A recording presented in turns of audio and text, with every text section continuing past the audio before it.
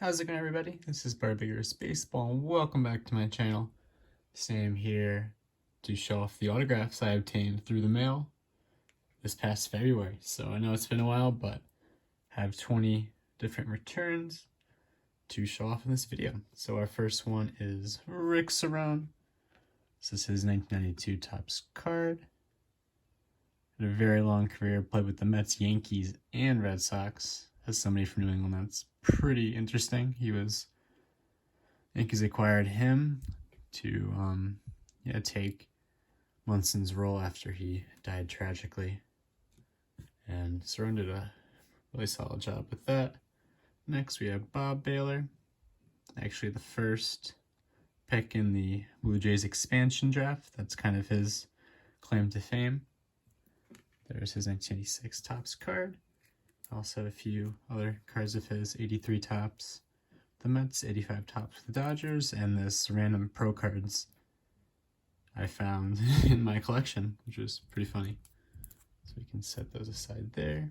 Next we have Claude Osteen, who had a very long career, probably best known for his time with the Dodgers.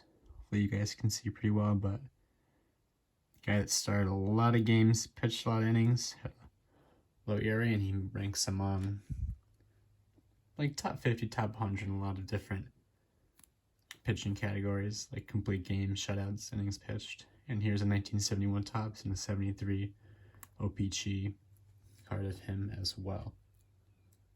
Next we have Bill Melton. I think these are a little bit out of order in these stacks I have here, but 1977 Topps of Mr. Melton, who is currently a White Sox announcer, I believe.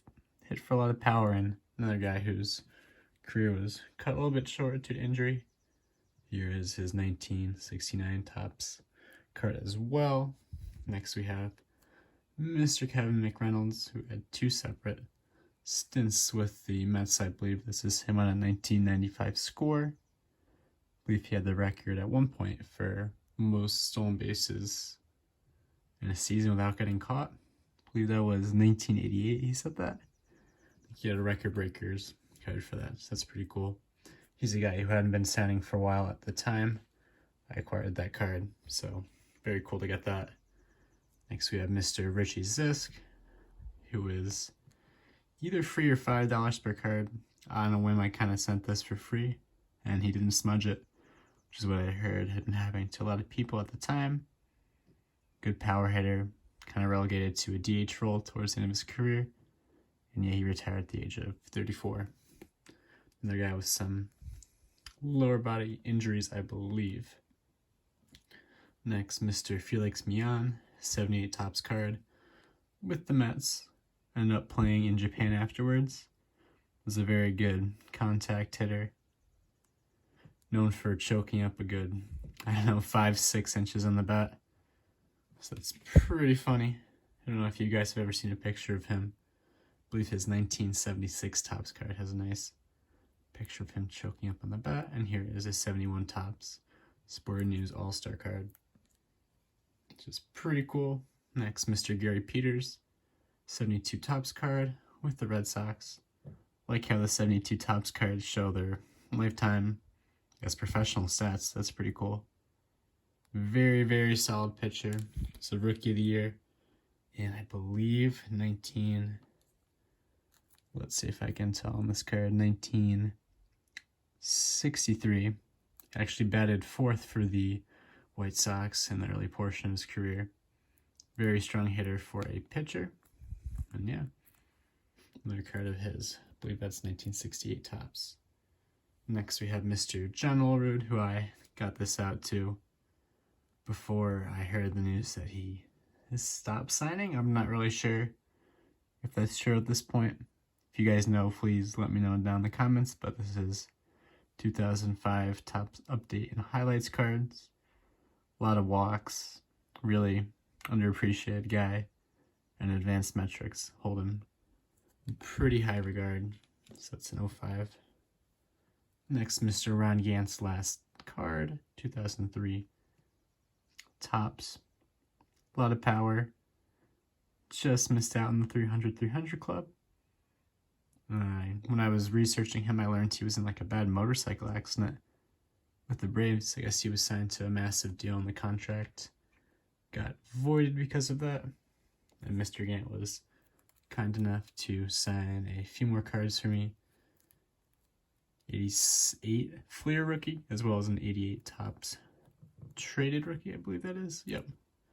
1990 Topps and a 1997 Leaf, I believe that is. So that was very kind of him. Next, Mr. Scott Fletcher. Played for a lot of pretty successful teams. Fairly good glove, and yeah, just a really solid all-around player. Him pictured with the Red Sox in this card. It's kind of a little bit out of frame, but let's see how we do. Then 85 Donruss, 85 Topps, the White Sox, and an 88 Fleer, I believe that is. So there you go, Mr. Fletcher. Next we have a 1977 Topps signed by Mr. Brooks Robinson. $10 donation on this one. And nice final Topps card, but his last Topps card that's like a non-record breaker card. Very small stats on the back, which is kind of cool, and really not much else to say other than he was one of the top defensive third basemen of all time, and if you haven't gotten his autograph yet, I would definitely recommend doing so. $10 is a steal. Next, Mr. Greg Gagne, 1997 Topps. I believe he was a bit of a... He's one of those base runners that, as he getting older, he didn't really change his style. I believe that's what I read. But, yeah, really solid all-around player on those Twins teams with Ken Frazier, Kirby Puckett, that were pretty solid during the late 80s, early 90s. Next we have Mr. Jim Beattie, I believe it is. 87 Topps. He was a Yankees farmhand. And here are his lifetime stats. He was the GM of the Orioles, I believe, or co-GM in the early 2000s, so I thought that was a pretty cool, fun little fact. And here is a 83 Topps, as well as 85 Topps signed by him. Setting those aside, looking at the camera and looking at the cards, so it's a lot to do. And then here's some more Greg Gagne's I forgot about. 87 Topps, 90 Topps, 91 Fleer Ultra, as well as a 97 Collector's Choice, I believe that is. Next, Mr. Ken Frazier, 85 Fleer, brother of Bob Frazier, who has since passed away.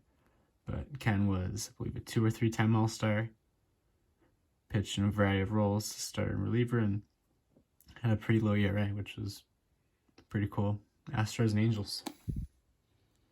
So you can put the card up here. Also have a 74 Topps signed by him, along with an 81 Topps and an 85 Topps, which is oddly miscut.